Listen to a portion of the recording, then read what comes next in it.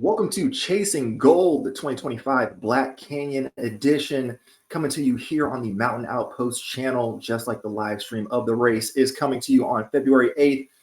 On Chasing Gold, we're taking you along with a host of great runners you will see on course, one of which joining us right now, Mary Denholm. How are you doing today? Hi, I'm doing great. Thank you for talking to me. Thank you for talking to us. You're the one with all these expectations and actually having to run a race. We just get to sit in the booth and watch you do it on a Saturday afternoon. So the opening question that I've been throwing to all the guests, I want you to put on your imagination hat. Okay, it's contract season, and you find yourself in an elevator with the head of your dream brand. What is your 30-second elevator pitch on why that brand and that entity should bet on you in 2025 and beyond? Well, I'm already with my dream brand. Both of them. I signed with Kraft and the Feed this fall. So I feel like those conversations already happened in 2024 for 2025, which I'm very grateful for. But, essentially, my story is I started back in 2015 after taking 6 years off. And I worked really hard to get where I am, and I'm super proud of it. Um, just by example, my first marathon was a 3:39, and I've worked my way down to a 2:36. Uh, Running all my PRs, on the roads at 36 years old. Um, Ran all my ultra PRs this past year in 2024 at 37, and the best is yet to come. And I'm excited for the future. Absolutely. Yeah, a lot of people are excited for what you still have in store. I mean, just to sort of rattle off how 2024 went for you. Obviously, you had the first place at Leadville, running Mhm. 18 hours and 23 minutes. You were second place at JFK 50, just a tad over 6 hours. And people noticed because you were number 7 on the Ultra Runner of the Year vote. So clearly 2024 went well for you. Do you agree with that? Or do you think there was room that you could have done even better? I'm very proud of my 2024, and I have no regrets over how I approached my training or my racing. I definitely learned a lot, and I would describe it as a year of transition and a year of learning. And I'm excited to take those experiences that I had in 2024 into 2025 and just continue to improve and see what's possible for me. Talk to us a little bit more about this education. I went back to the Strava files and saw you've been pretty consistent throughout the year. It seems like basically ahead of both Leadville and JFK, you were averaging 100 or so miles a week. Didn't really seem like there were much in the way of injuries or illness. And leading up to Black Canyon, it seems like you've been still in that same bucket, 100 plus miles a week. So what were you learning, and what's allowed you to stay so resilient throughout the past year? So I'll start with resiliency, and I think there's a lot of factors that come into play with that. One is, I've been building since 2015, excuse me, when I started back running. Like, I was running 30 miles a week then, and I've just grown into a higher volume, high vert, high intensity athlete over years. And so, people may look at my Strava now and think, oh my gosh, she runs so many 100-mile weeks and does all these workouts and sometimes double workouts. And yes, but I've grown into that. I didn't just start doing that, you know, off the cuff. So I've grown into the athlete that I am now. I'm just going to continue to develop that. And so I do strength. I make sure that my nutrition is dialed in my daily life. I fuel really well on all my runs. Like 75 minutes or more, I'm fueling always, like no exceptions. Um, all of that allows me to recover really well and get back out there again. And so, when I think about my 2024, a lot of these race distances were new to me as an individual athlete. And so I'm learning what effort level I can put out in various distances based on obviously like high altitude versus sea level versus, uh, you know, somewhere in between. So I've also learned how quickly I can recover from these efforts and race again. And so, I learned this summer at high altitude that like actually back to back races go really well for me. So those are the kind of lessons that I learned in 2024 that I'm carrying into 2025.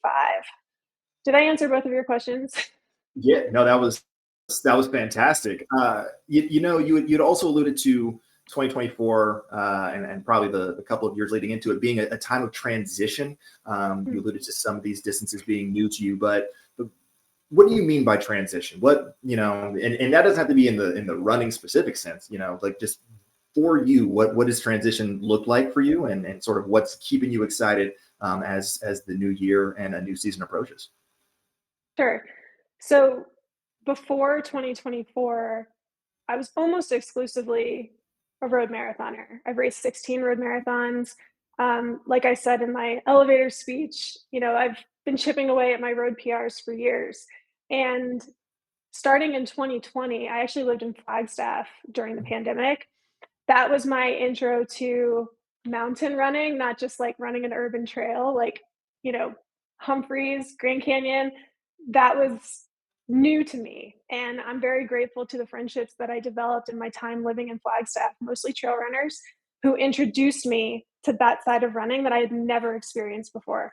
So, starting in 2020, I started running mountainous trail, paying attention to vert, understanding what vert was, because I didn't before that. I was exclusively a road runner. So from 2020 until 2024, I did trail and mountain running. I helped crew and pace friends at ultras, but I wasn't doing it myself. I wasn't all in on my training and my racing doing ultras. So 2024 was a year of transition for me after having achieved certain road goals to come over to trail. So that's what I meant by transition was like I am fully doing ultra training. I am fully doing ultra racing.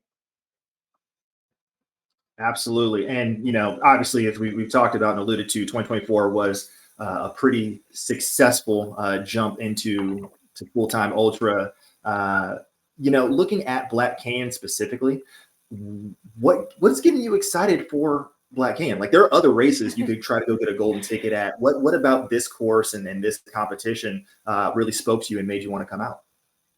So I originally was targeting canyons as my golden ticket race in 2025, mainly because I was racing JFK and I wasn't sure if the timeline from JFK to Black Canyon was enough coming off of the big year that I had just had.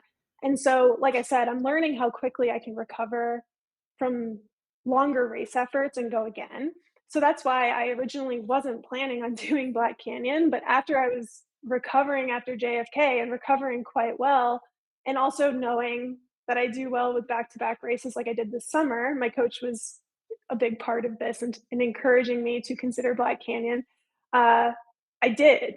And so that's what ultimately led to me wanting to do Black Canyon. I've watched it for years. I've been a fan of Ultra since like 2020. Being introduced to, like I said, mountain running and being in the trail running community there back in 2020. So, I've followed the Golden Ticket races, I've followed the Air Viper races, and it's one that I've watched from afar. And I've also come down and crewed and paced part of it. So I love Arizona. I used to live in Arizona. Uh, I've only run on like about 18 miles of this course in particular, and I mean it's one of the most, if not the most competitive ultra in because it is a golden ticket race. It's an early season golden ticket race, and so the idea of being in such a competitive field does draw me to it. And then as far as the course in particular, I think it really suits me. And by that, I mean, it's very runnable. Yes, most of the vert is waiting for you in the second half, but, as I've done workouts with, like, a lot of downhill and then you turn around and go back up, like, I feel really good doing those kind of workouts. So, I trust my training, my fatigue resistance, and the strength training I've done, everything to set me up for success on this course, and I'm really excited to be lining up. Yeah, I mean, let's also just talk about the fact that you clearly were fit just a few months ago. I mean, running 6 hours and 4 minutes at JFK behind a course record performance, clearly something was going well and could just keep that momentum going forward. From a mindset shift, you just had that great JFK performance. Was it easy for you to sort of turn your focus once you realized that the recovery was going well to Black Canyon, or has it taken a little bit for the mind to catch up with the legs and the fitness to sort of amp up and get ready for this jaunt down the course? So, I didn't fully have the day I wanted at JFK. I hemorrhaged a chunk of time on the towpath working through a GI issue. I had trained with caffeine, and I immediately regretted taking a caffeinated gel. I could tell I needed to throw up, and I finally did, but I lost minutes on the towpath. And it honestly ended up being the experience that I hadn't had all last year and truthfully really needed, because I was able to rally harder than I've ever rallied in my life. And while there was like a several mile stretch where I hemorrhaged like probably like 5 or 6 minutes, like working through this, I was able to then not only turn my race around, but I was able to actually get back to fueling the way I had before. Like, if I've had a GI issue before, usually it's like fueling's done. Like, you need to just try to get to the finish as efficiently as you can. I actually was able to fuel like similar carbs per hour the end of that race, and I closed harder than I ever have once I hit the asphalt the last 8 miles. Like, I was flying at the end, and, like, being able to turn a race around like that is an invaluable experience. So while it wasn't, like, totally the performance that I was, like, coming for, I ultimately was very satisfied with how I overcame something that could have actually ended my race on a different day if I hadn't had like, and now I have this experience of, like, you can really turn a race around if you have a really bad low point, if you just, like, stay calm, work through it, and then, like, gradually try to fuel again, like, you can overcome that. And so when that race was over, I was like, "I'm proud of this day, but I know there's, like, more in me." And so I honestly think that that's helped fuel me to, like, mentally be hungry for it again, to not have had a totally satisfying experience there, if that makes sense. And so I wanted to respect my recovery, make sure physically and mentally I was recovered and I was hungry and I was, like, putting my best self forward at Black Canyon, not, coming into it like not mentally engaged or physically fit. Like, I have both of those things. Mentally and physically, I am hungry for it. I'm fit, I'm healthy, I'm excited to race. And so I'm actually grateful for that experience, if that makes sense. No, it makes perfect sense. And that's the sort of fire that folks need if they want to be on the competitive end of these types of races and not just sort of having a 8 to 9 hour jog out there. So I think it's going to suit you well. The question I have then, as a first timer to running Black Canyon, and you've alluded to the competition that's going to be towing the line alongside you, what are you going to be keying off of at Black Canyon? Are you focused on a specific person or trying to stay with a certain group? Are you looking at historical splits? Are you like, I'm a heart rate person? Like, what's going to be sort of going through your mind to make sure that you're running your best race strategy? I think for this one, I'm not gonna look at splits. I'm not gonna look at heart rate. I want to just go off of like running free, racing free. And I used heart rate for some of my first ultras, and I do think it was very helpful to help me like get a better temperature check of like, is this sustainable for this? Is this race effort you're putting out sustainable for this distance? And I also historically calculated splits for Leadville Marathon, Silver Rush 50, and the 100. And for all of them, I ran where I was expecting. So I know I have a good like effort meter, if that makes sense. And I need to just Mhm. trust it and not be tethered to splits, not be tethered to my heart rate. I want to just race free for this one. And so that's how I plan to approach it. And this might go back more to your road running days, but would you say then that you are more of, historically speaking, someone who likes to be on the front and pushing? Have you been more reactive and reactionary in your running strategy? Like where do you typically find yourself in sort of those pack dynamics as a race plays out?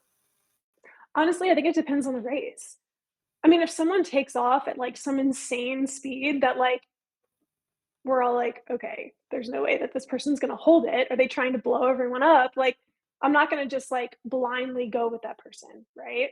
Like, you still have to run within yourself. You can't just like, I think you can take calculated risks, but you can't just throw all caution to the wind and just like, oh, like, I'm just gonna like react only to someone else. Like, there have been races in my past over years of doing the sport where you lead from the gun and you win, or you work your way up. So I think it really just depends on like you just need to, in my opinion, run your own race. And yes, there are moments in a race where if you are with another person and you're competing with them, you may draw out each other's best in those moments, like push each other to dig a little deeper, but like you still have to run within yourself and you still have to know what's realistic and not get too caught up in what's happening around you, in my opinion.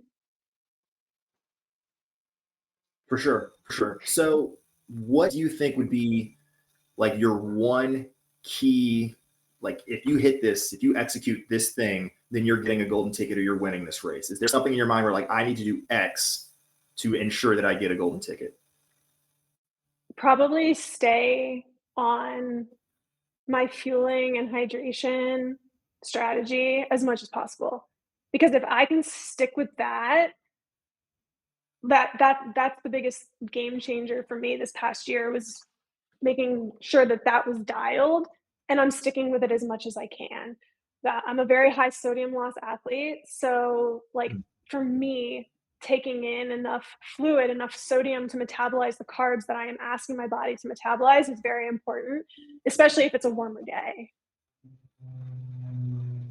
Excellent, excellent. Well, we will be watching the entire way to make sure you are staying on top of the fuel. So, we'll mental note for us in the commentary booth and for those at home. We're gonna throw it to the quick mix. Our five quick hitter questions here at the end. Mary, are you ready? Oh gosh, okay. I think I'm ready. Nope. No pressure. Here we go.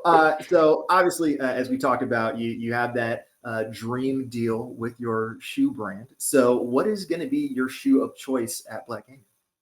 The Nordly Ultra.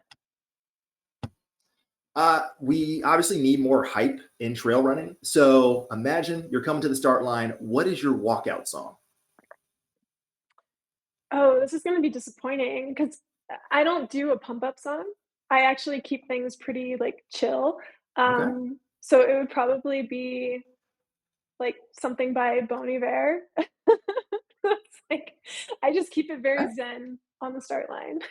That's a vibe. That's a vibe. Hey, get in your competitor's mind. It's fine. All right. Question three. You have an unlimited budget for a month-long training camp. Where are you Mm. headed and why? Oh, high altitude in Colorado for sure. Uh, I was in Leadville and Buena Vista last year. Maybe I would go to, like, Silverton this time. I'm just saying, after Western, you get this golden ticket, you run Western. A lot of your friends are going to be in Silverton, so no pressure. Question four for you. All right. We're turning Black Canyon into a two-person relay, sort of a three-legged race setup. Which of your competitors are you tying yourself to? Oh. Um, I haven't even really, like, looked totally at the, um, start list. I gotta say, I'd probably go with my craft teammate, MK Sullivan. Okay, fair, safe. You know each other at least, so that's good. And then lastly, obviously the race is going to be live streamed on the Mountain Outpost channel. What emoji would you love your supporters to just spam into the live chat to show you love as you're going along the course? Okay, so the most used emoji I use is the purple heart. So I would love the purple heart. Perfect. All right. So now everybody at home knows. Spam that purple heart into the live chat to show Mary love along the way. And while you're here, make sure you hit that subscribe button and the bell below. You'll get the pop-up notification when we go live on February 8th for the 2025 Black Canyon. You can find Mary Denholm cruising along, trying to get that golden ticket. Mary, thanks for joining us here on Chasing Gold. Wishing you all the best as you tackle the 2025 Black Canyon. Thank you so much. Appreciate you. This has been Schuyler Hall. Until next time, see you guys later.